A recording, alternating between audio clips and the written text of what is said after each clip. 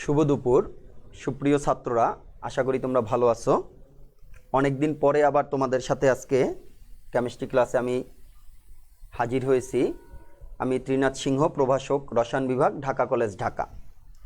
তোমাদের এই বৃহস্পতিবারের এই টাইমটায় তৃতীয় অধ্যায়ের ক্লাস হচ্ছিল এবং তৃতীয় অধ্যায়ের ক্লাস তোমাদের পুরো অধ্যায় শেষ। আমরা আজকে থেকে এই সময়টায় প্রতি বৃহস্পতিবারে চতুর্থ অধ্যায়, প্রথম পত্রের চতুর্থ অধ্যায় নিয়ে আলোচনা শুরু করব। তাহলে চতুর্থ পত্রের প্রথম পত্রের চতুর্থ অধ্যায়ে আমাদের কি কি টপিক আমরা পড়ব। এখানে আমরা শুরুতে পড়ব সবুজ রসায়ন। সবুজ রসায়নের পরে আমরা রাসায়নিক বিক্রিয়ার হার, এবং এই রাসায়নিক বিক্রিয়ার পরে আমরা রাসায়নিক সাম্যাবস্থা নিয়ে আলোচনা করব। তারপরে সাম্য ধ্রুবক, সাম্যাঙ্কের রাশিমালা, এই পর্যন্ত একটা অংশ চতুর্থ অধ্যায়। এই অধ্যায়টা অনেক বড় অধ্যায়। এরপরে আমরা অ্যাসিড ক্ষারকের একটা টপিক পাবো, অ্যাসিড ক্ষারকের একটা অংশ পাবো। এই অ্যাসিড ক্ষারকের অংশ পড়ার পরে আমরা পাবো তাপগতিবিদ্যার অংশ। তার মানে কয়েকটা অংশের সম্মিলিত রূপ হচ্ছে এই চতুর্থ অধ্যায়, যেটা রাসায়নিক পরিবর্তন নাম দেওয়া হয়েছে এই অধ্যায়ের। তাহলে রাসায়নিক পরিবর্তনের প্রথমে আমরা রাসায়নিক বিক্রিয়ার হার এবং এই হার সংশ্লিষ্ট নিয়ে আমরা বিভিন্ন সমীকরণ নিয়ে আলোচনা করব। তারপরের অংশে আমরা আলোচনা করব সাম্য ধ্রুবক, সাম্যাঙ্ক নিয়ে আলোচনা করব, এবং তারপরের অংশে অম্ল ক্ষারক নিয়ে আলোচনা করব, বাফার দ্রবণ নিয়ে আলোচনা করব, এবং সর্বশেষ অংশে তাপগতিবিদ্যা। তাহলে তুমি যদি এটাকে সংক্ষিপ্ত আকারে চতুর্থ অধ্যায়কে দেখো, তাহলে চারটা বৃহৎ অংশ নিয়ে এই অধ্যায় গঠিত হয়েছে। তো এই চারটা বৃহৎ অংশই সমানভাবে গুরুত্বপূর্ণ এবং চারটা অংশ থেকেই তোমাদের পরীক্ষায় প্রশ্ন এসে থাকে। তাহলে আমরা প্রথম অংশের, যেটা রাসায়নিক বিক্রিয়া এবং বিক্রিয়ার হার, এটা নিয়ে আলোচনা করব। শুরুতে আমরা আলোচনা করব গ্রিন কেমিস্ট্রি বা সবুজ রসায়ন নিয়ে। সবুজ রসায়ন বিষয়টার নাম শুনে আমরা বুঝতে পারছি সবুজ হচ্ছে পরিবেশের সাথে সম্পৃক্ত। তাহলে রসায়নের যে কাঠামো পরিবেশের উপর ডিপেন্ড করে তৈরি করা হয়, সেই রসায়নকেই আমরা সবুজ রসায়ন বলে থাকি। তাহলে রসায়নের কাঠামো বলতে কি বুঝাই? রসায়নের কাঠামো বলতে আমরা বুঝি বিভিন্ন শিল্প কলকারখানা থেকে শুরু করে আমরা যে উৎপাদনমুখী আমাদের কর্মকাণ্ডগুলো চালাই, সেখানে বিভিন্ন অপদ্রব্য বা বিভিন্ন বর্জ্য আমরা কি করি, আমরা পরিবেশে ছেড়ে দেই। তাহলে পরিবেশে যে বর্জ্যগুলো চলে যায়, এগুলো পরিবেশের যেমন ক্ষতি করে, এর পাশাপাশি এই পৃথিবীতে বসবাসকারী মানুষের জন্যও সেটা ক্ষতিকর। তুমি যদি বুড়িগঙ্গা নদীর পানির অবস্থা দেখো, তাহলে বুড়িগঙ্গা নদীর পানি হচ্ছে কালো। কেন কালো? কারণ বিভিন্ন শিল্প কারখানার যে বর্জ্য কেমিক্যালগুলো আছে তা এই পানিতে নিষ্কাশিত হচ্ছে বা ড্রেনের মাধ্যমে বুড়িগঙ্গার পানিতে এসে মিলে যাচ্ছে। এই কারণে বুড়িগঙ্গা নদীর পানির কালার হচ্ছে কালো। তাহলে সবুজ রসায়ন কি বলছে? সবুজ রসায়ন বলছে আমরা এমন কোনো পদ্ধতি উদ্ভাবন করব যে পদ্ধতিতে পরিবেশের ক্ষতি সবচেয়ে কম হবে। আমি যে উৎপাদ, আমার যে কাঙ্ক্ষিত যে উৎপাদ আছে, সেই উৎপাদকেই আমি উৎপন্ন করব, কিন্তু পরিবেশের ক্ষতি যেন সবচেয়ে কম হয় সেদিক বিবেচনা করে আমরা যে রসায়নের কাঠামো প্রবর্তন করব, সেই কাঠামোটাই হচ্ছে সবুজ রসায়ন। সবুজ রসায়নের ধারণাটা সর্বপ্রথম 1991 সালে পল টি অ্যানাস্টাস নামক একজন বিজ্ঞানী এই ধারণা দেন। তাহলে গ্রিন কেমিস্ট্রি ধারণা আসছে কত সাল থেকে? 1991 সাল থেকে। এবং তার পরবর্তীতে এই গ্রিন কেমিস্ট্রি 12টি মূলনীতির উপর প্রতিষ্ঠিত, অর্থাৎ 12টি মূলনীতিকে ধরে এই গ্রিন কেমিস্ট্রিকে সাজানো হলো। এই মূলনীতিগুলো যদি তুমি পড়ো, তাহলে দেখতে পাবে যে মূলনীতিগুলোর প্রথম কথাই হচ্ছে বর্জ্য পদার্থ যথাসম্ভব আমরা হ্রাস করব। অর্থাৎ আমি উৎপাদনের ক্ষেত্রে এমন করব যে আমার মূল যে প্রোডাক্ট, আমার কাঙ্ক্ষিত যে প্রোডাক্ট, আমার ইস্পিত যে প্রোডাক্ট, সেটা বেশি করে উৎপাদন করব এবং বর্জ্য যাতে কম উৎপন্ন হয় সেদিকে খেয়াল রাখব। এরপরে বলা হলো অ্যাটম ইকোনমির কথা, পরমাণু অর্থনীতি। অ্যাটম ইকোনমিতে বলা হলো যে অ্যাটম ইকোনমির মান সর্বোচ্চ করার আমরা চেষ্টা করব। আমি আসবো অ্যাটম ইকোনমি কি এটার বিস্তারিততে। এরপরে আমরা আমাদের পরিবেশকে নিরাপদ রাখবো, আমাদের যে দ্রাবকগুলো ব্যবহার করব সেটা যেন স্বাস্থ্যসম্মত হয়, আমরা কম ঝুঁকিপূর্ণ দ্রব্যকে ব্যবহার করব, আমরা বিক্রিয়াকে ত্বরান্বিত করার জন্য প্রভাবক ব্যবহার করব, ইত্যাদি ইত্যাদি। এগুলোর উপর ভিত্তি করেই সবুজ রসায়ন প্রতিষ্ঠিত। সবুজ রসায়নের অন্যতম মূল উপাদান হলো বা অন্যতম মূল নীতিটা হলো অ্যাটম ইকোনমি বা পরমাণু অর্থনীতি। তাহলে আমরা যদি দেখি অ্যাটম ইকোনমি কি, অ্যাটম ইকোনমিকে যদি আমি সংক্ষেপে AE দ্বারা প্রকাশ করি, তাহলে বলা হলো অ্যাটম ইকোনমি সমান হলো কাঙ্ক্ষিত উৎপাদের ভর, কাঙ্ক্ষিত বা ইস্পিত উৎপাদের ভর। তাহলে অ্যাটম ইকোনমি সমান কাঙ্ক্ষিত উৎপাদের ভর ভাগ হচ্ছে মোট বিক্রিয়ক ভাগ মোট বিক্রিয়ক অথবা উৎপাদের, ভাগ মোট বিক্রিয়ক অথবা উৎপাদের ভর।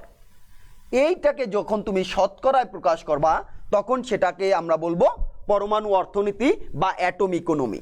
তাহলে অ্যাটম ইকোনমি হচ্ছে কাঙ্ক্ষিত উৎপাদের ভরকে আমরা যদি মোট বিক্রয়ক বা উৎপাদের ভর দিয়ে ভাগ দিয়ে সেটাকে 100 দিয়ে গুণ দিই, যে রাশি পাই সেই রাশিটাকে আমরা বলে থাকি অ্যাটম ইকোনমি, বাংলায় বলে থাকি এটাকে পরমাণু অর্থনীতি। তাহলে কাঙ্ক্ষিত উৎপাদ কি? কাঙ্ক্ষিত উৎপাদ তুমি ওই বিক্রিয়ার মাধ্যমে, ওই পদ্ধতির মাধ্যমে কোন উৎপাদটাকে তৈরি করতে চাও সেটা হচ্ছে কাঙ্ক্ষিত উৎপাদ। আর মোট বিক্রিয়ক অথবা মোট উৎপাদ, তাহলে মোট উৎপাদে কাঙ্ক্ষিত উৎপাদই যদি মোট উৎপাদ হয় তাহলে তোমার অ্যাটম ইকোনমির মান 100 চলে আসবে। কিন্তু কাঙ্ক্ষিত উৎপাদের পাশাপাশি যদি তোমার সহজাত উৎপাদ তৈরি হয়, যেটাকে আমরা বলি বাই প্রোডাক্ট, বাই প্রোডাক্ট যত বেশি হবে তাহলে তোমার কাঙ্ক্ষিত উৎপাদের ভরটা তত কমে যাবে। আমরা যদি মোট বিক্রিয়ক অথবা মোট উৎপাদের ভর দিয়ে ভাগ দেই, তুমি ডাল্টনের পরমাণুবাদে জানো কি? ডাল্টনের পরমাণুবাদে কোনো রাসায়নিক বিক্রিয়ায় কোনো পরমাণুর সৃষ্টিও হয় না, ধ্বংসও হয় না। তাহলে মোট বিক্রিয়কের ভর যত হবে কোনো রাসায়নিক বিক্রিয়ায় মোট উৎপাদের ভরও একই হবে। এ কারণে আমি কাঙ্ক্ষিত উৎপাদের ভরকে মোট বিক্রিয়ক বা মোট উৎপাদের ভর যেটা দিয়েই ভাগ দেই না কেন, আমার এক্ষেত্রে এই পরিমাণটা একই হবে, এই পরিমাণটা একই হবে। মনে করো তুমি কোনো রাসায়নিক বিক্রিয়ায় কি তৈরি করতে চাও? আমি রাসায়নিক বিক্রিয়ায় ইথিলিন অক্সাইড তৈরি করতে চাই। এই ইথিলিন অক্সাইড তৈরি করার জন্য আমি কি নিলাম? ইথিন নিলাম, ইথিন যোগ ক্লোরিন যোগ মনে করো আমরা ক্যালসিয়াম হাইড্রোক্সাইড, এটা দিয়ে আমি এই রাসায়নিক বিক্রিয়াটার মাধ্যমে ইথিলিন অক্সাইড তৈরি করব। তাহলে এই ইথিলিন অক্সাইড যে আমি তৈরি করব, এখানে আমার উৎপন্ন হবে C2H4O প্লাস CaCl2 প্লাস উৎপন্ন হবে পানি। তাহলে আমার টার্গেট প্রোডাক্টকে আমি কাকে উৎপন্ন করতে চাচ্ছি? আমি উৎপন্ন করতে চাচ্ছি ইথিলিন অক্সাইডকে, আমি উৎপন্ন করতে চাচ্ছি ইথিলিন অক্সাইডকে। তাহলে এই বিক্রিয়ার জন্য আমার অ্যাটম ইকোনমি কত? এই বিক্রিয়ার জন্য আমার অ্যাটম ইকোনমি হবে, এই বিক্রিয়ার জন্য অ্যাটম ইকোনমি হবে কাঙ্ক্ষিত উৎপাদের ভর। তাহলে এখানে কাঙ্ক্ষিত উৎপাদের ভর হচ্ছে C2H4O, কার্বন দুটা 12 12 24, 24 8 4 28, 28 আর 16 38, 8 6 44। তাহলে এটার ভর হচ্ছে 44 ভাগ মোট বিক্রিয়কের ভর অথবা মোট উৎপাদের ভর। তাহলে মোট উৎপাদের ভর যদি তুমি ক্যালকুলেশন করো তাহলে C2H4 এর জন্য আসবে 12 12 24 8 4 28 যোগ ক্লোরিন 2 অণুর জন্য 35 71, ক্যালসিয়াম হাইড্রোক্সাইডের জন্য হবে 40 আর তোমার 16 আর 1 17 দুগুণে 34, তাহলে 40 আর 34 হবে 74। এটাকে যদি তুমি 100 দিয়ে গুণ দাও তাহলে তুমি এই বিক্রিয়ার জন্য অ্যাটম ইকোনমি বের করতে পারবে। যদি তুমি ক্যালকুলেশন করে দেখো তাহলে মোস্ট প্রবাবলি এটার মান আসবে 25.43%। তাহলে এই বিক্রিয়ার অ্যাটম ইকোনমি কত? 25.43%। তাহলে দেখো 25% তুমি কাঙ্ক্ষিত উৎপাদ পেয়েছো, তাহলে তোমার বাই প্রোডাক্ট কতটুকু? 75%। তাহলে তুমি কি যেটা উৎপন্ন করছো, যে উৎপাদটা উৎপন্ন করছো সেখানে তুমি তোমার কাঙ্ক্ষিত উৎপাদের পরিমাণ পেয়েছো খুব কম, কিন্তু অনাকাঙ্ক্ষিত উৎপাদ বা বাই প্রোডাক্টের পরিমাণটা পেয়েছো বেশি। তাহলে এই অনাকাঙ্ক্ষিত উৎপাদটা আমার কি করবে? এটা আমার ব্যবহার অযোগ্য, তাহলে এটা পরিবেশে চলে যাবে, এটা বর্জ্য হবে। তাহলে এটা বর্জ্য হলে কি হবে? এটা পরিবেশের যেমন ক্ষতি করবে, আমাদের বিভিন্ন প্রাণীর ক্ষতি করবে, এর পাশাপাশি অর্থনৈতিকভাবে আমি কি হব? লুজার হব। কারণ আমার যদি প্রোডাকশন লস বেশি হয় তাহলে আমার উৎপাদনে আমি ওইটা দিয়ে লাভজনকভাবে করতে পারবো না। তাহলে এমন কোন পদ্ধতি আছে যে পদ্ধতিতে আমি ইথিলিন অক্সাইড তৈরি করব কিন্তু সেখানে অ্যাটম ইকোনমির মান বেশি হবে? তাহলে দেখা গেল যদি আমি এটা করি, দেখো আমি ইথিলিনের সাথে আমি যদি অক্সিজেনের বিক্রিয়া করি, ইথিলিন যোগ অক্সিজেন, এখানে আমি যদি সিলভারকে প্রভাবক হিসেবে নেই, তাপমাত্রা নেই 250 ডিগ্রি সেলসিয়াস, তখন উৎপাদটা হবে ইথিলিন অক্সাইড, তখন আমার উৎপাদটা হয়ে যায় ইথিলিন অক্সাইড। তাহলে এই ক্ষেত্রে দেখো তুমি, এই ক্ষেত্রে অ্যাটম ইকোনমি তোমার কত? এই রাসায়নিক বিক্রিয়ার ক্ষেত্রে অ্যাটম ইকোনমির মান হবে কাঙ্ক্ষিত উৎপাদের ভর। তাহলে কাঙ্ক্ষিত উৎপাদের ভর কত তোমার? কাঙ্ক্ষিত উৎপাদের ভর হচ্ছে 44 ভাগ হচ্ছে মোট উৎপাদের ভর বা মোট বিক্রিয়কের ভর। মোট বিক্রিয়কের ভর যদি আমি এটার দেখি তাহলে হচ্ছে 28 আর হাফ মোল অক্সিজেনের হচ্ছে 16, তাহলে 16 গুণ 100। তাহলে তোমার অ্যাটম ইকোনমি কত আসে দেখো? 28 আর 16 হচ্ছে 44, তাহলে 44 ভাগ 44 1 গুণ 100, তার মানে 100%। তার মানে ইথিলিন অক্সাইড যদি আমি তৈরি করতে চাই তাহলে আমি এই যে ইথিনের সাথে কোলিন আর ক্যালসিয়াম হাইড্রোক্সাইডের বিক্রিয়া, তার থেকে আমি যদি ইথিনের সাথে অক্সিজেনের বিক্রিয়া করি তাহলে অ্যাটম ইকোনমির মান সর্বোচ্চ হয়। তাহলে আমি কি হচ্ছি, আমি পরিবেশের জন্য ক্ষতিকর কোনো সহজাত উৎপাদ তৈরি করতেছি না, এর পাশাপাশি আমি ওই শিল্পক্ষেত্রে এই পদ্ধতিতে উৎপাদন করলে আমার প্রোডাক্ট আসতেছে বেশি, তাহলে আমি অর্থনৈতিকভাবে কি হব, লাভবান হব। তাহলে এভাবে আমরা অ্যাটম ইকোনমি ক্যালকুলেশন করে বলতে পারি কোন বিক্রিয়াটি বা কোন পদ্ধতিটি আমার পরিবেশের জন্য সহজ হবে, পরিবেশের জন্য ক্ষতিকর কম হবে এবং অর্থনৈতিকভাবে আমি লাভবান হব। তাহলে অ্যাটম ইকোনমি বা পরমাণু অর্থনীতি এর জন্য খুব একটি গুরুত্বপূর্ণ টার্ম এই সবুজ রসায়নের জন্য। আমরা বিভিন্ন শিল্পক্ষেত্রে ম্যালেইক অ্যানহাইড্রাইড প্রস্তুত করে থাকি। ম্যালেইক অ্যানহাইড্রাইড, এই ম্যালেইক যে অ্যানহাইড্রাইড তৈরি করি, দেখো এই ম্যালেইক অ্যানহাইড্রাইড আমরা কিভাবে তৈরি করতে পারি একটু যদি দেখি।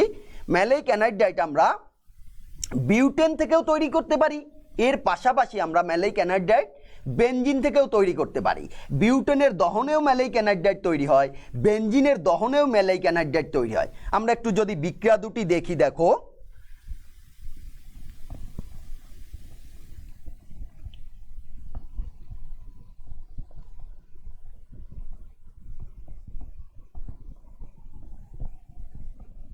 দেখো তাহলে আমরা উৎপাদন করতে চাচ্ছি কি, ম্যালেইক অ্যানহাইড্রাইড। ম্যালেইক অ্যানহাইড্রাইড আমি কি দিয়ে তৈরি করব, বেনজিন দিয়ে তৈরি করব। তাহলে বেনজিন C6H6 যোগ অক্সিজেন, এটাকে আমরা যদি সমতা করে নেই তাহলে উৎপন্ন হবে ম্যালেইক অ্যানহাইড্রাইড C2C4H2O3, 2 অণু 4 অণু পানি 4 অণু কার্বন ডাই অক্সাইড। এ হচ্ছে ম্যালেইক অ্যানহাইড্রাইড। এই যৌগটির নাম হচ্ছে আমাদের ম্যালেইক অ্যানহাইড্রাইড, যেটা আমাদের শিল্পক্ষেত্রে বা বিভিন্ন উৎপাদনে আমরা এটাকে ব্যবহার করে থাকি। আবার আমি বলছি কি, এই বস্তুটাকে আমরা, এই পদার্থটাকে আমরা বেনজিনের পরিবর্তে বিউটেন দিয়েও তৈরি করতে পারি। C4H10 যোগ 7O2, তাহলে এখানেও 2 মোল ম্যালেইক অ্যানহাইড্রাইড তৈরি হবে, 2 মোল ম্যালেইক অ্যানহাইড্রাইড তৈরি হবে এবং এর পাশাপাশি এখানে উৎপন্ন হবে তোমার 8 মোল পানি উৎপন্ন হবে। দুটো পদ্ধতি তুমি এই ম্যালেইক অ্যানহাইড্রাইডকে প্রস্তুত করতে পারো। তাহলে দেখো এই ম্যালেইক অ্যানহাইড্রাইড যে আমি দুটি পদ্ধতিতে প্রস্তুত করলাম, এখানে এটা আমি দিলাম 1 নং পদ্ধতি, এটা দিলাম 2 নং পদ্ধতি। তাহলে 1 নং পদ্ধতিতে আমার অ্যাটম ইকোনমি কত, 1 নং পদ্ধতিতে আমার অ্যাটম ইকোনমি হবে এইটুকুর ভর ভাগ হবে মোট বিক্রয়ক অথবা মোট উৎপাদের ভর।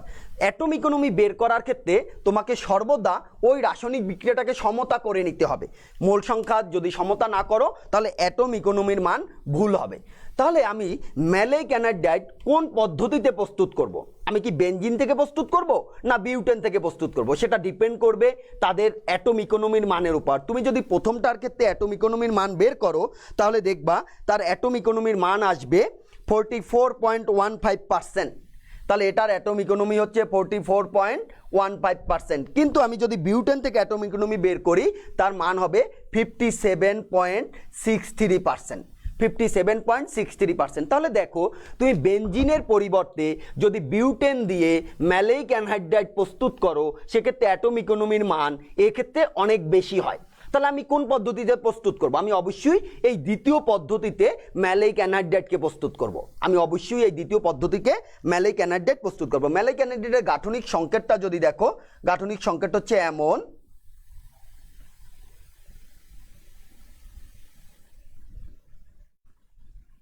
এটা হচ্ছে ম্যালেইক অ্যানহাইড্রাইড।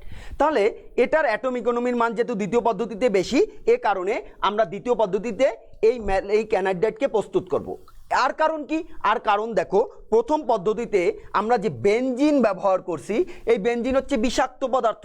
তাহলে টক্সিক এলিমেন্টগুলোকে বা টক্সিক কম্পাউন্ডগুলোকে আমরা ল্যাবরেটরিতে ব্যবহার থেকে দূরে থাকবো বা যথাসম্ভব তার ব্যবহার হ্রাস করার চেষ্টা করব। তাহলে এক্ষেত্রেও আমি প্রথম পদ্ধতিকে কি করব, অ্যাভয়েড করে যাব, আমি দ্বিতীয় পদ্ধতিতে ম্যালেইক অ্যানহাইড্রাইড প্রস্তুত করব।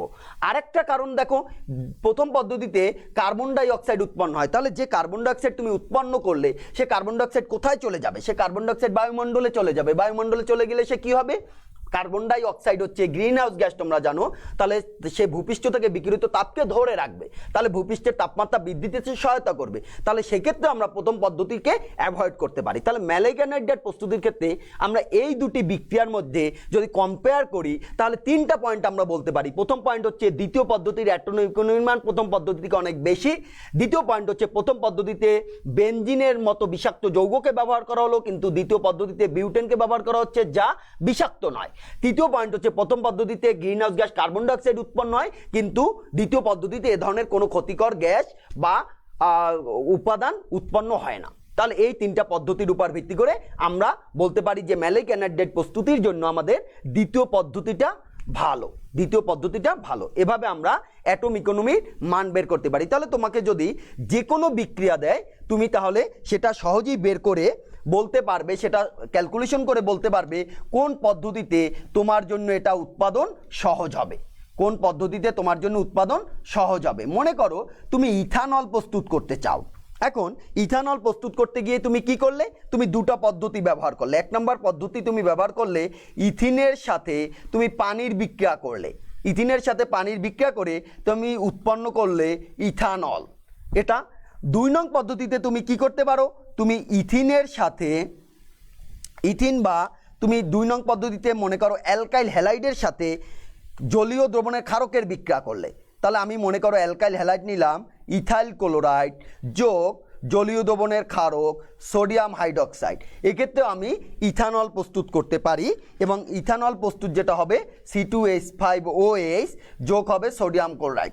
এবার তুমি দেখো এই যে দুটি পদ্ধতিতে তুমি ইথানল প্রস্তুত করলে, তুমি কোন পদ্ধতিতে ইথানলটাকে প্রস্তুত করবে সেটা ডিপেন্ড করবে তুমি কোন পদ্ধতিতে অ্যাটম ইকোনমির মান বেশি পাও। যে পদ্ধতিতে তুমি অ্যাটম ইকোনমির মান বেশি পাবে সেই পদ্ধতিতেই তুমি ইথানলকে প্রস্তুত করবে। তাহলে তোমাদের কাজ হচ্ছে এই দুই পদ্ধতির মধ্যে কোন পদ্ধতিতে আমরা ইথানলকে প্রস্তুত করব সেটা ক্যালকুলেশন করে তোমরা তোমাদের উত্তর বলবে যে এই দুই পদ্ধতির মধ্যে 1 নং পদ্ধতিতে আমাদের অ্যাটম ইকোনমি কত, 2 নং পদ্ধতিতে অ্যাটম ইকোনমি কত হবে। তাহলে এই হচ্ছে আমাদের অ্যাটম ইকোনমি। তাহলে অ্যাটম ইকোনমি বের করার ক্ষেত্রে আমরা যেটা খেয়াল রাখবো, সর্বদা আমরা রাসায়নিক বিক্রিয়াটাকে সমতা করে এরপরে অ্যাটম ইকোনমির মান বের করব। আরেকটি ফ্যাক্টর দ্বারা আমরা এই কোনো রাসায়নিক বিক্রিয়াকে মূল্যায়ন করে থাকি, সেই ফ্যাক্টরটা হচ্ছে এনভায়রনমেন্টাল ফ্যাক্টর। এনভায়রনমেন্টাল ফ্যাক্টর এটাকে সংক্ষেপে আমরা বলে থাকি ই ফ্যাক্টর। এনভায়রনমেন্টাল ফ্যাক্টরকে আমরা সংক্ষেপে বলে থাকি ই ফ্যাক্টর। তাহলে ই ফ্যাক্টর সমান কি? ই ফ্যাক্টর সমান বলা হয় দেখো ই ফ্যাক্টর বা এনভায়রনমেন্টাল ফ্যাক্টর সমান বলা হয় মোট বর্জ্যের ভর। তুমি যে বর্জ্য বা বাই প্রোডাক্ট উৎপন্ন করতেছো তার ভর ভাগ মোট উৎপাদের ভর।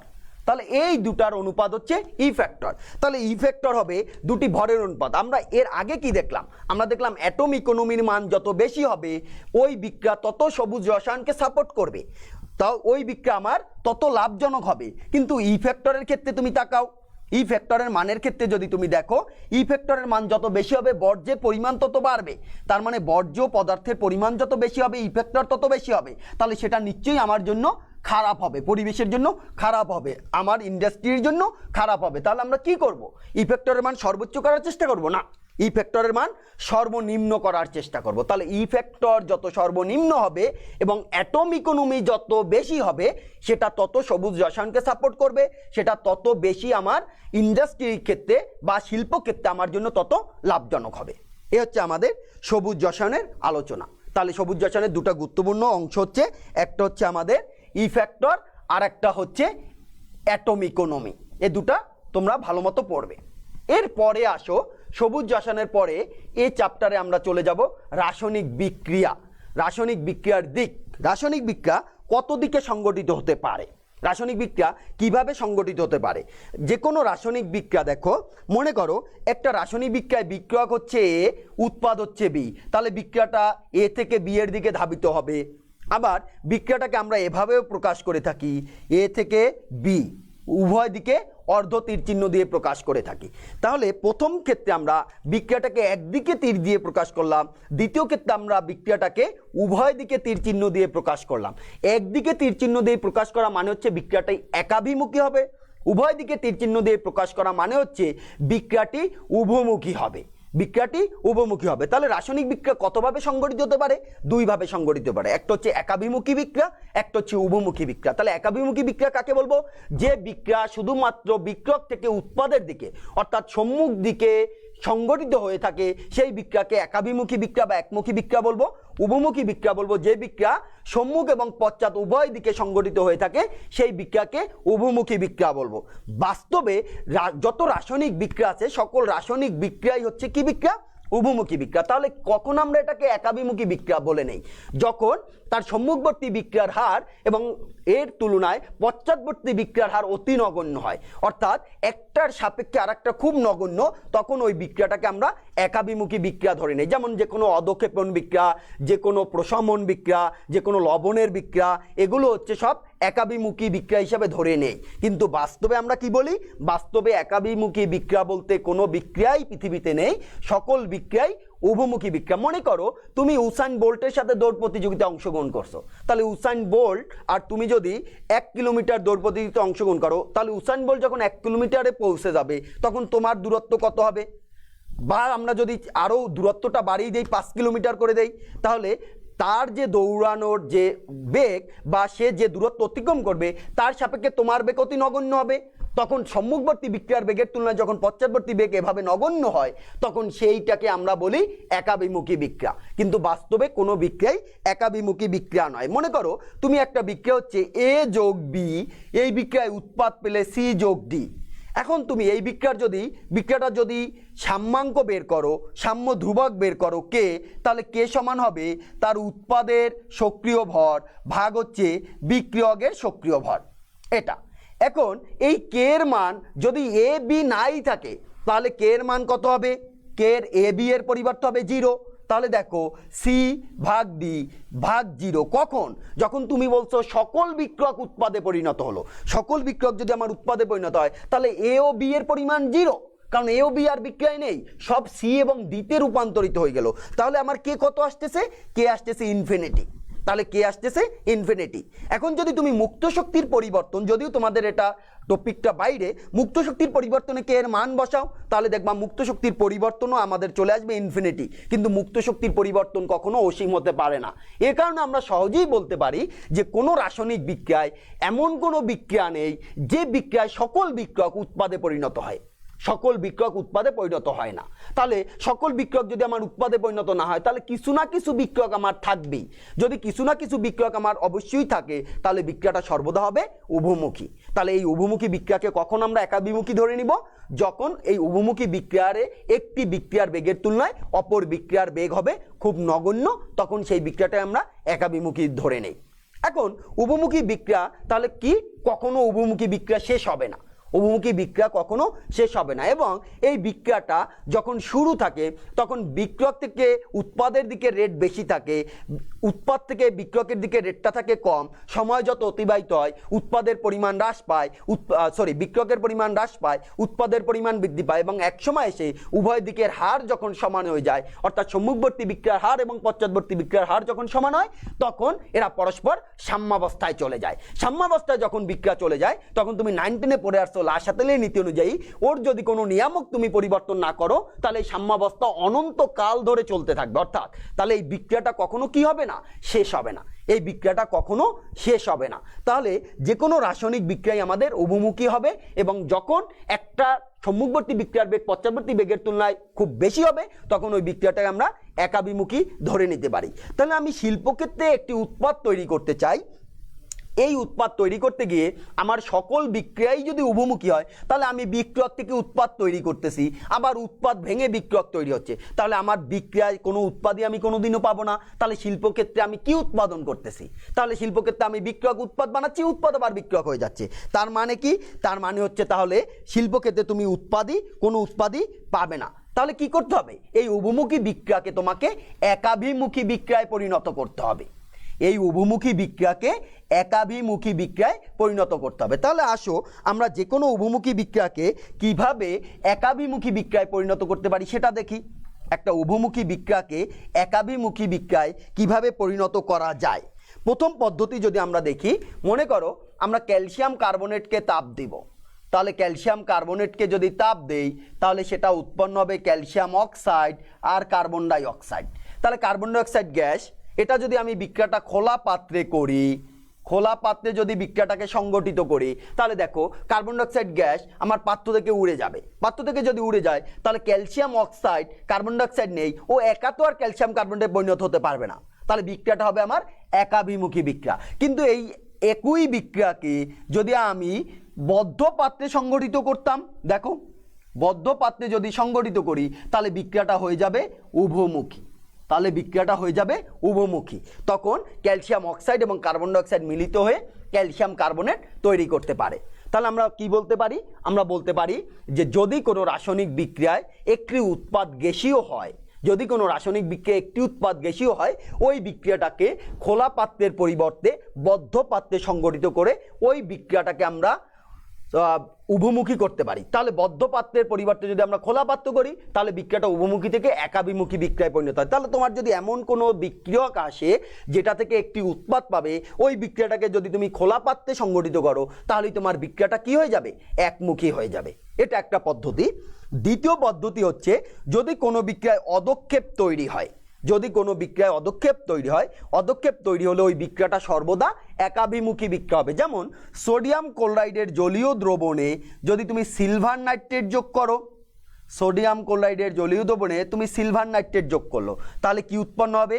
সিলভার ক্লোরাইডের অদক্ষেপ পড়বে আর উৎপন্ন হবে সোডিয়াম নাইট্রেট, আর উৎপন্ন হবে সোডিয়াম নাইট্রেট। যখনই অদক্ষেপ পড়ে গেল তখনই এটা আর স্থিতিশীল হয়ে গেল, অর্থাৎ এরা আর পরস্পর সংযুক্ত হয়ে এই বিক্রিয়ক তৈরি করবে না। তাহলে 2 নম্বর পদ্ধতি হচ্ছে আমার, যদি কোনো রাসায়নিক বিক্রিয়ায় অদক্ষেপ সৃষ্টি হয় তাহলে ওই বিক্রিয়ার ক্ষেত্রে সহজেই আমরা কি করতে পারি? ওই বিক্রিয়ার ক্ষেত্রে সহজেই আমরা ওই উভমুখীর পরিবর্তে বিক্রিয়াটাকে একাভিমুখী বিক্রিয়ায় পরিণত করতে পারি, উভমুখীর পরিবর্তে একাভিমুখী বিক্রিয়ায় পরিণত করতে পারি।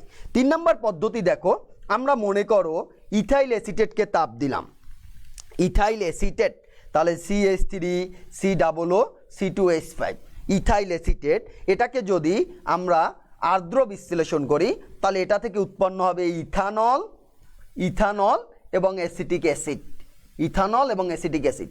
এবার এই উৎপাদের মধ্যে যদি আমি এমন কোনো পদার্থকে যোগ করে দেই যে পদার্থটা যোগ করলে উৎপাদের সাথে বিক্রিয়া করবে, তখনই এই বিক্রিয়াটা উভমুখীর পরিবর্তে একাভিমুখী বিক্রিয়ায় রূপান্তরিত হবে। তুমি যদি এই উৎপাদের মধ্যে এই বিক্রিয়ায় সোডিয়াম হাইড্রোক্সাইড যোগ করে দাও তাহলে ওই সোডিয়াম হাইড্রোক্সাইড ক্ষারক এই অ্যাসিডের সাথে বিক্রিয়া করে সোডিয়াম অ্যাসিটেট উৎপন্ন করবে। যখনই সোডিয়াম অ্যাসিটেট উৎপন্ন করবে তখন বিক্রিয়াটা পশ্চাৎমুখীভাবে আর সংগঠিত হওয়ার সুযোগ পায় না। তাহলে আমরা অন্য কোনো যৌগকে ওই বিক্রিয়ার পাত্রে যোগ করে তারপরে বিক্রিয়াটাকে একাভিমুখী বিক্রিয়ায় রূপান্তর করতে পারি। সেক্ষেত্রে আমার তাহলে বিক্রিয়াটা কি হলো?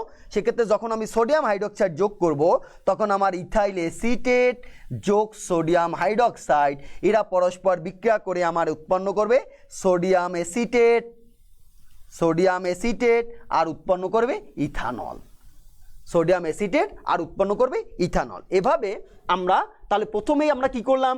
গ্যাসীয় একটি উৎপাদ হলে খোলা পাত্রে সংগঠিত করে একাভিমুখী করলাম, অদক্ষেপণের মাধ্যমে একাভিমুখী করলাম, তৃতীয় অন্য একটি যৌগ যোগ করে আমরা সেটাকে একাভিমুখী করলাম।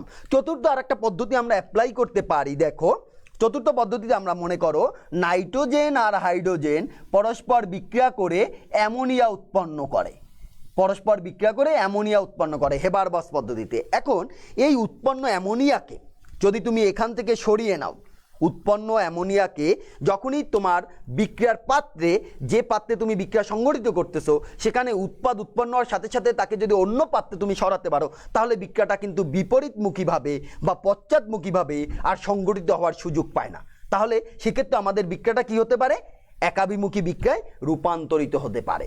এভাবে কোনো রাসায়নিক বিক্রিয়াকে আমরা উভমুখী বিক্রিয়া থেকে একাভিমুখী বিক্রিয়ায় রূপান্তরিত করতে পারি। তাহলে এ হলো আমাদের রাসায়নিক বিক্রিয়া সংশ্লিষ্ট আমাদের বিক্রিয়া। তাহলে কত প্রকার দেখলাম আমরা? 2 প্রকার, একটা উভমুখী বিক্রিয়া, একটা একাভিমুখী বিক্রিয়া। তারপরে আমরা বললাম কি যে সকল বিক্রিয়াই হচ্ছে উভমুখী বিক্রিয়া। তাহলে সকল বিক্রিয়া উভমুখী হলে আমি উৎপাদ কিভাবে পাবো? সেই উৎপাদ পাওয়ার জন্য আমাকে ওই উভমুখী বিক্রিয়াকে একাভিমুখী বিক্রিয়ায় রূপান্তর করতে হবে। তাহলে উভমুখী বিক্রিয়াকে আমি একাভিমুখী বিক্রিয়ায় কিভাবে রূপান্তর করব? সেটা আমরা দেখলাম যে এই পদ্ধতিগুলো অবলম্বন করে বা অনুসরণ করে আমরা সহজেই সেটাকে একাভিমুখী বিক্রিয়ায় রূপান্তর করতে পারি। এবার আসো আমরা পরের টপিকে চলে যাই। পরের টপিক হচ্ছে আমাদের রাসায়নিক বিক্রিয়া এবং রাসায়নিক বিক্রিয়ার হার নিয়ে আমরা আলোচনা করব। তাহলে এখন আমরা আলোচনা করব বিক্রিয়ার হার নিয়ে। বিক্রিয়ার হার মানে কি, কোন ধরনের বিক্রিয়ার হার আমরা নির্ণয় করব সেটা আমরা দেখব। বিক্রিয়ার হার জনসংখ্যা বৃদ্ধির হার। মানে কি? হার মানে হচ্ছে সময়ের সাপেক্ষে কতটা বৃদ্ধি পেল। তোমাকে যদি বলা হয় জনসংখ্যা বৃদ্ধির হার কত, তাহলে তুমি সময়ের সাপেক্ষে সেটা বের করবে যে সময়ের সাপেক্ষে আমার এত সালে জনসংখ্যা এত ছিল, এত বছরে আমার জনসংখ্যা এত বৃদ্ধি পেয়েছে, তাহলে কতটুকু প্রতি বছর বৃদ্ধি পেয়েছে। সেভাবে যেহেতু আমরা হার নির্ণয় করি, ঠিক একইভাবে কোনো রাসায়নিক বিক্রিয়ার ক্ষেত্রেও আমরা হার বের করতে পারি। মনে করো একটা রাসায়নিক বিক্রিয়ায় আমার বিক্রিয়ক হচ্ছে এ থেকে উৎপাদ তৈরি হলো, এ থেকে উৎপাদ তৈরি হলো। যখন বিক্রিয়াটা শুরু তখন আমার এ ছিল কত পার্সেন্ট? যখন বিক্রিয়াটা শুরু তখন আমার এ ছিল 100%, উৎপাদ ছিল কত? 0। কখন? যখন টাইম 0। যখন টাইম 0 তখন আমার বিক্রিয়ক ছিল 100, উৎপাদ ছিল 0। টাইম যত অতিবাহিত হবে আমার বিক্রিয়ক আস্তে আস্তে কমবে, উৎপাদের পরিমাণ বাড়তে থাকবে। আমি মনে করি t সমান 5 সেকেন্ডে 5 সেকেন্ড সময়ে আমার বিক্রিয়ক আছে 70, বিক্রিয়ক আছে 70, উৎপাদ হলো 30 ধরে নিলাম আমি। আবার যখন আমার t সমান 10 সেকেন্ড আমি ধরে নিলাম, তখন আমি মনে করি এটা হচ্ছে 40, 40, এটা হচ্ছে 60। তাহলে এই 5 সেকেন্ড সময়ের ব্যবধানে দেখো, 5 সেকেন্ড থেকে 10 সেকেন্ড, এই 5 সেকেন্ড সময়ের ব্যবধানে বিক্রিয়ক হ্রাস পেল 70 থেকে 40 আর উৎপাদ বৃদ্ধি পেল 30 থেকে 60। তাহলে ও কতটুকু বৃদ্ধি পেল? ও 30 বৃদ্ধি পেল। ও কতটুকু হ্রাস পেল?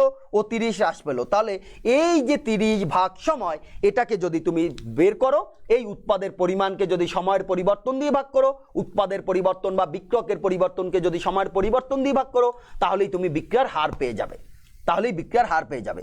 তাহলে সময় যত অতিবাহিত হবে আমার বিক্রিয়কের পরিমাণ হ্রাস পাবে, উৎপাদের পরিমাণ বৃদ্ধি পাবে। তাহলে বিক্রিয়ার হার তুমি কাকে বলবে?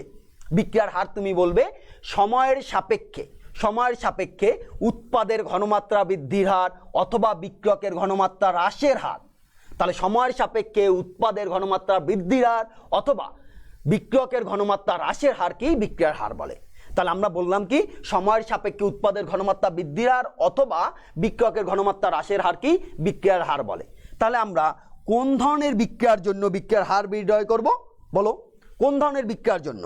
মনে করো আমি একটা বিক্রিয়া দিলাম, সোডিয়াম ক্লোরাইডের জলীয় দ্রবণে সিলভার নাইট্রেট যোগ করলাম, সোডিয়াম ক্লোরাইডের জলীয় দ্রবণে সিলভার নাইট্রেট যোগ করলাম। তাহলে এক্ষেত্রে আমার বিক্রিয়ার হার কেমন হবে? আমি কিভাবে নির্ণয় করব? বিক্রিয়ার হার এক্ষেত্রে সরাসরি আমরা নির্ণয় করতে পারবো না। তাহলে সোডিয়াম ক্লোরাইড যোগ সিলভার নাইট্রেট, এই বিক্রিয়ায় সিলভার ক্লোরাইডের অধক্ষেপ পড়বে আর সোডিয়াম নাইট্রেট উৎপন্ন হবে। এই বিক্রিয়াটা এত দ্রুত ঘটে যে তাদের ক্ষেত্রে বিক্রিয়ার হার সরাসরি নির্ণয় করা যায় না। মনে করো 10⁻⁻6 সেকেন্ড সময় নেয় এই বিক্রিয়াটা সম্পন্ন হতে। তাহলে এই বিক্রিয়াটা কেমন বিক্রিয়া? এই বিক্রিয়াটা অতি দ্রুত বিক্রিয়া। এই বিক্রিয়াটা হচ্ছে আমাদের অতি দ্রুত বিক্রিয়া। এই অতি দ্রুত বিক্রিয়ার ক্ষেত্রে আমরা বিক্রিয়ার হার বের করতে পারি না। তাহলে ভেরি ফাস্ট রিঅ্যাকশনের ক্ষেত্রে আমরা কখনো রিঅ্যাকশন রেট বের করতে পারবো না। ভেরি ফাস্ট রিঅ্যাকশনের ক্ষেত্রে আমরা কখনো রিঅ্যাকশন রেট বের করতে পারবো না বা বের করি না। দ্বিতীয় আরেকটা মনে করো তুমি যে ভেরি স্লো রিঅ্যাকশন, খুব ধীরগতির বিক্রিয়া। কি? মনে করো তোমার বাসায় যে আয়রন বা লোহা আছে সেটায় মরিচা ধরতেছে। তাহলে আয়রন যোগ অক্সিজেন যোগ জলীয় বাষ্প, এটা মিলে মরিচা হচ্ছে Fe2O3H2O। এই যে মরিচা ধরছে তোমার বাসায় লোহায়, সেটা কত দিনে, কত মাসে? দেখা গেছে এটা 1 বছর ধরে সংগঠিত হতে থাকে। তাহলে খুবই ধীর গতিতে এই বিক্রিয়া সংগঠিত হতে থাকে। তাহলে এই সকল বিক্রিয়ার ক্ষেত্রেও আমরা বিক্রিয়ার হার বের করি না। তাহলে কার ক্ষেত্রে বিক্রিয়ার হার বের করব? মডারেট রিঅ্যাকশনের ক্ষেত্রে। মডারেট রিঅ্যাকশন কারা?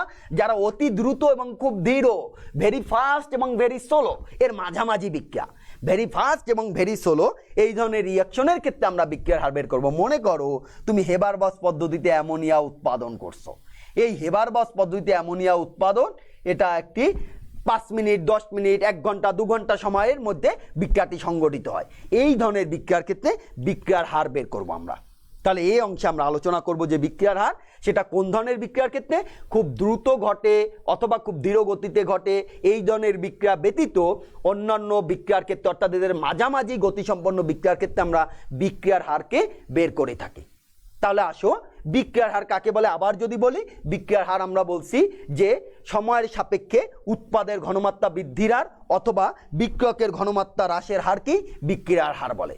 সময়ের সাপেক্ষে উৎপাদের ঘনমাত্রা বৃদ্ধির হার অথবা বিক্রিয়কের ঘনমাত্রা হ্রাসের হারকেই বিক্রিয়ার হার বলে। তাহলে আসো এই বিক্রিয়ার হার আমরা কিভাবে বের করতে পারি। আমরা একটা রাসায়নিক বিক্রিয়াকে চিন্তা করি, একটা রাসায়নিক বিক্রিয়াকে আমরা চিন্তা করি। মনে করো একটা রাসায়নিক বিক্রিয়া এ থেকে উৎপাদ তৈরি হলো, এ থেকে পি পাইলাম, আমরা এ থেকে পি প্রোডাক্ট উৎপন্ন হলো, বিক্রিয়ক থেকে উৎপাদ পাওয়া গেল। তাহলে এই রাসায়নিক বিক্রিয়ার হার কত? এই রাসায়নিক বিক্রিয়ার হার আমরা উৎপাদের সাপেক্ষেও বের করতে পারবো, বিক্রিয়কের সাপেক্ষেও বের করতে পারবো। উৎপাদের সাপেক্ষেও বের করা যাবে, বিক্রিয়কের সাপেক্ষেও বের করা যাবে। আমি মনে করি T1 সময়ে আমার বিক্রিয়কের পরিমাণ, বিক্রিয়ক C1, T1 সময় বিক্রিয়ক C1 মোল পার লিটার, খেয়াল করো। আবার T2 সময়ে বিক্রিয়ক হচ্ছে আমার C2 মোল পার লিটার। তাহলে আমার সময়ের পরিবর্তন কত? সময়ের পরিবর্তন, মোট সময়ের পরিবর্তন কত? T2 মাইনাস T1 সমান ডেল্টা টি। তাহলে আমার বিক্রিয়কের ঘনমাত্রার পরিবর্তন কত? বিক্রিয়কের ঘনমাত্রার পরিবর্তন সমান হবে C2 মাইনাস C1। এবার তুমি বলো, টাইম যখন কম তখন বিক্রিয়কের ঘনমাত্রা ছিল C1, টাইম যখন বেশি হয়ে গেল বিক্রিয়কের ঘনমাত্রা C2, তাহলে সময় যত অতিবাহিত হবে বিক্রিয়কের পরিমাণ হ্রাস পাবে। সেই হিসেবে C1 থেকে C2 মান অবশ্যই ছোট হবে, সেই হিসেবে C1 থেকে C2 মান অবশ্যই ছোট হবে। যদি ছোট হয় তাহলে ছোটটা থেকে তুমি বড়টাকে বিয়োগ দিছো, তার মানে মাইনাস ডেল্টা সি হবে, তাহলে একটা ঋণাত্মক সাইন চলে আসবে। তাহলে আমার বিক্রিয়ার হার কত? বিক্রিয়ার হার হবে, এক্ষেত্রে বিক্রিয়ার হার হবে minus delta C by delta T. এক্ষেত্রে বিক্রিয়ার হার হবে minus delta C by delta T. মানে হলো যে বিক্রিয়কের ঘনমাত্রার পরিবর্তন ভাগ সময়ের পরিবর্তন, বিক্রিয়কের ঘনমাত্রার পরিবর্তন ভাগ সময়ের পরিবর্তন, এ হচ্ছে আমার বিক্রিয়ার হার। তাহলে এই বিক্রিয়ার হার কি ঋণাত্মক? এই বিক্রিয়ার হার কোনো বিক্রিয়ার হারই ঋণাত্মক হতে পারে না। তাহলে মাইনাসটা কেন? কারণ ওই যে ঘনমাত্রার পরিবর্তন, তোমার ঘনমাত্রা হ্রাস পাবে, সেখানে একটা মাইনাস আসবে, ওই মাইনাস এই মাইনাস মিলে হয়ে যাবে প্লাস।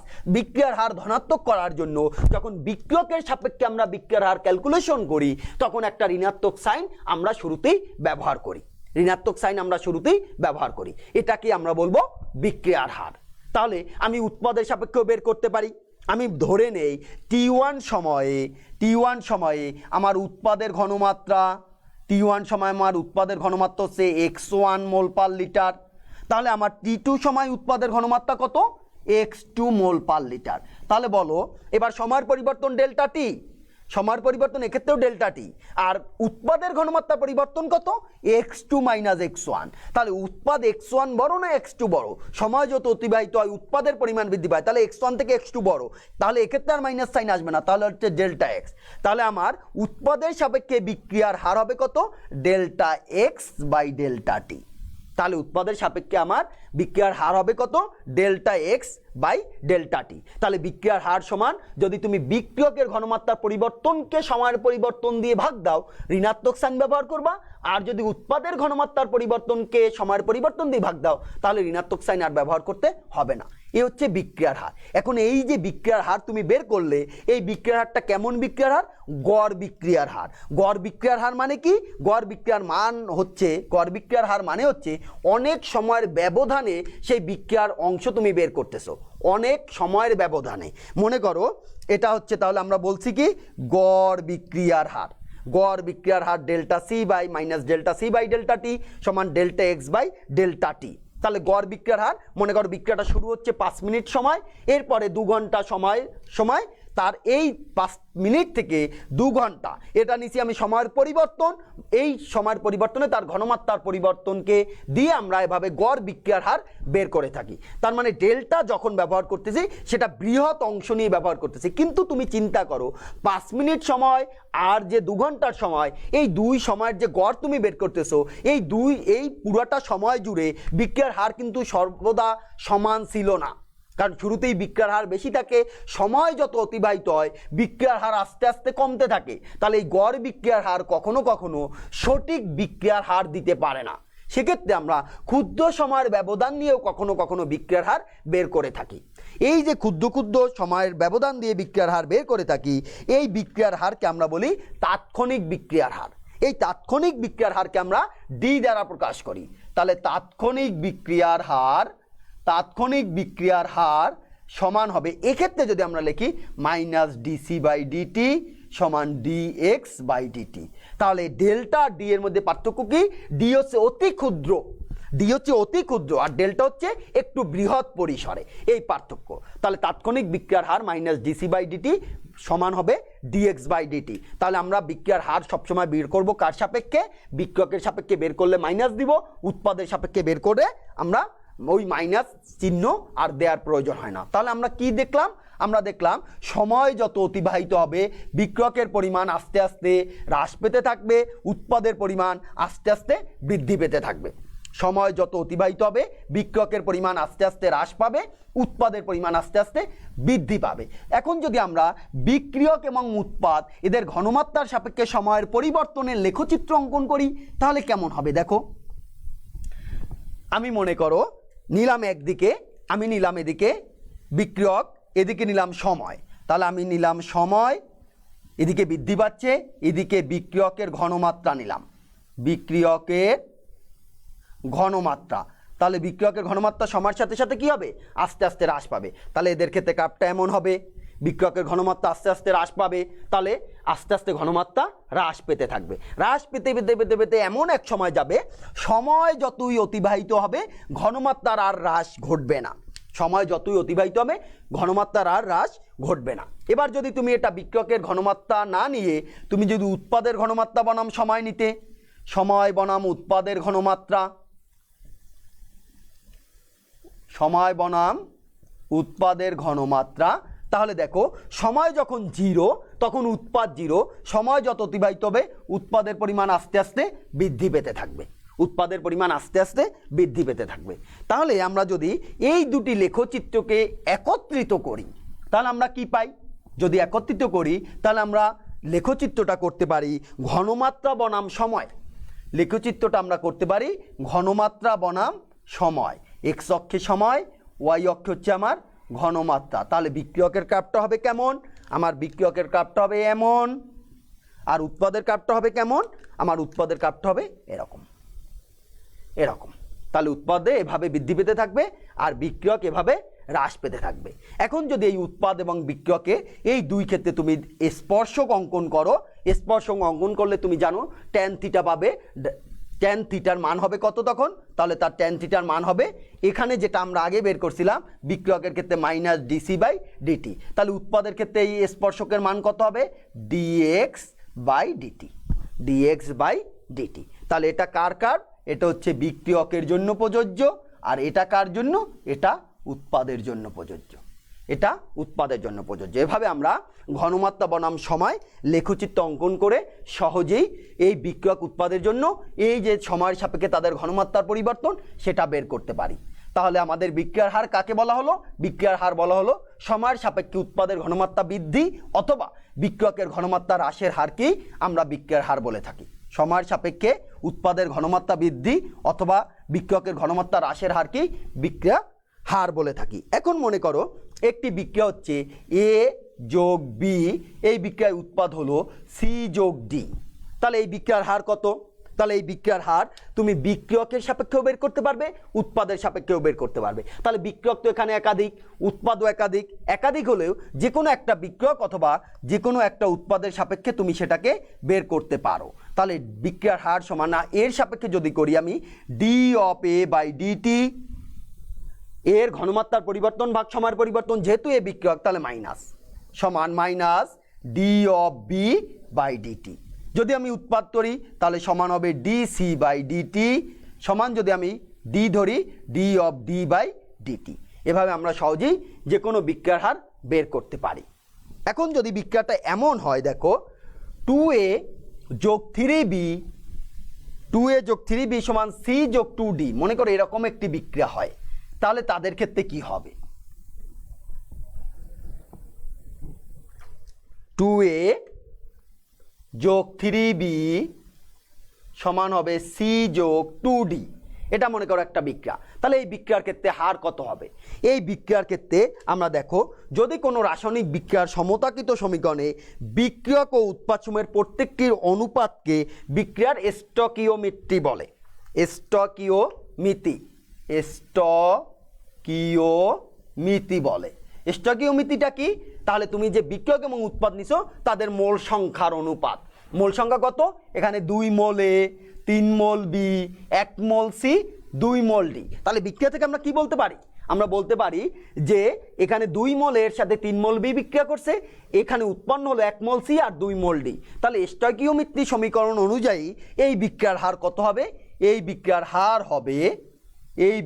হার হবে d of a by DT.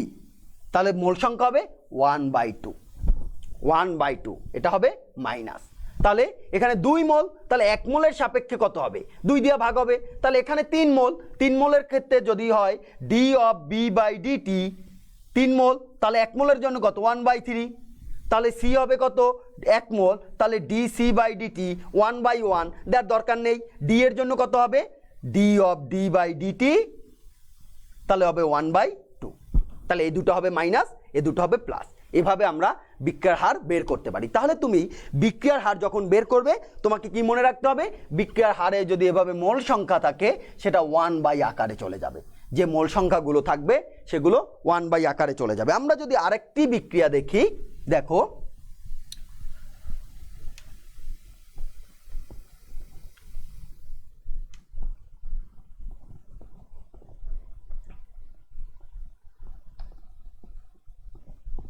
আরেকটি বিক্রিয়া আমরা নিলাম, মনে করো XX যোগ YY, এই বিক্রিয়া উৎপন্ন হলো MM যোগ NN। তাহলে এই বিক্রিয়ার হার কত হবে? এই বিক্রিয়ার হার হবে আগের মতোই dx